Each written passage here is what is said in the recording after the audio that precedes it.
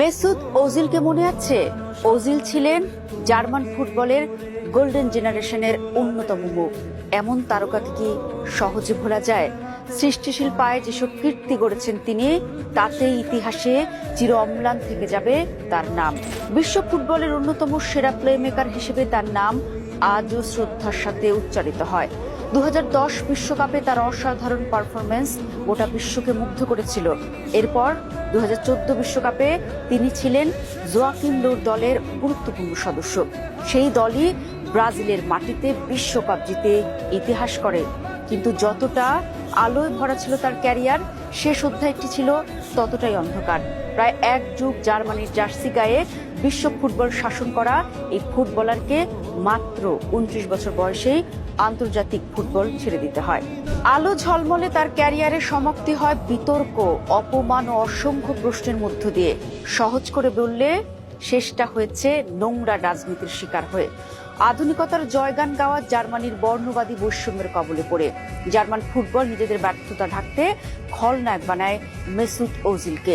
তাকে বিদায় হতে হয় 10-এর বোঝা মাথায় নিয়ে। যেখানে তারা গুটির চাল বানায় ওজিলের ধর্মের প্রতি দুর্বলতাকে। তুর্কি অভিবাসী পরিবারে জন্ম নেওয়া আর মুসলিম হওয়াটাই যেন ওজিলের অপরাধ। ঘটনাটা গত 2018 বিশ্বকাপের।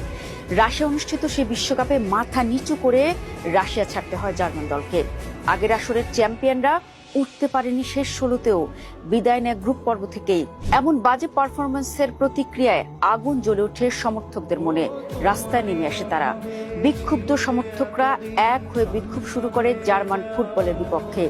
ফলে তখন দায় এড়াতে লজ্জাজনক চাল চালে জার্মান ফুটবল। দর্শক, এখানে ছোট্ট একটা ঘটনা মনে করিয়ে দিই।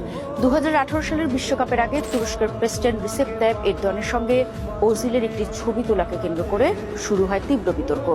ছবিটি রাজনৈতিক বিতর্কের রূপ নেয়। বিশ্বকাপে ব্যর্থতার পর সমালোচনা আরও তীব্র হয়। অথচ পুরো দলের ব্যর্থতার দায় যেন একাই বহন করতে হয় ওজিলকে। রাশিয়া বিশ্বকাপের গ্রুপ পর্ব থেকে জার্মানির বিজয়ের পর সব দোষ এসে পড়ে ওজিলের ঘাড়ে। জার্মান সমর্থক থেকে শুরু করে রাজনীতিবিদ সবাই প্রকাশ্যে ওজিলকে ব্যর্থতার জন্য দায়ী করতে থাকেন। তার আঘাত করতে থাকেন ওজিলের ধর্মীয় অনুভূতিতে, আক্রমণ করতে থাকেন তার পিতৃ পরিচয় লক্ষ্য করে। এমনকি শরণার্থী ও বেঈমানও বলা হয় তাকে। যে অপমান সহ্য করতে পারেননি ওজিল, টুইটারে হঠাৎ ঘোষণা দেন অবসরের। সেই সাথে উগরে দেন তার ভেতরের ক্ষোভ, দুঃখ, অপমানের জ্বালা। একই সাথে জার্মানের হয়ে তার আবেগ, অনুভূতি, ভালোবাসার কীর্তির কথাও তুলে ধরেন। বলেন, আমি জন্মের পর থেকে একটা দেশের হয়ে খেলার স্বপ্ন দেখেছি। আমি ট্যাক্স দেই জার্মানিতে, আমার চ্যারিটেবল ট্রাস্টের কাজ হয় জার্মানিতে, কিন্তু তারপরেও জার্মানি আমাকে আপন করে নিতে পারল না, কারণ আমি মুসলিম বলে।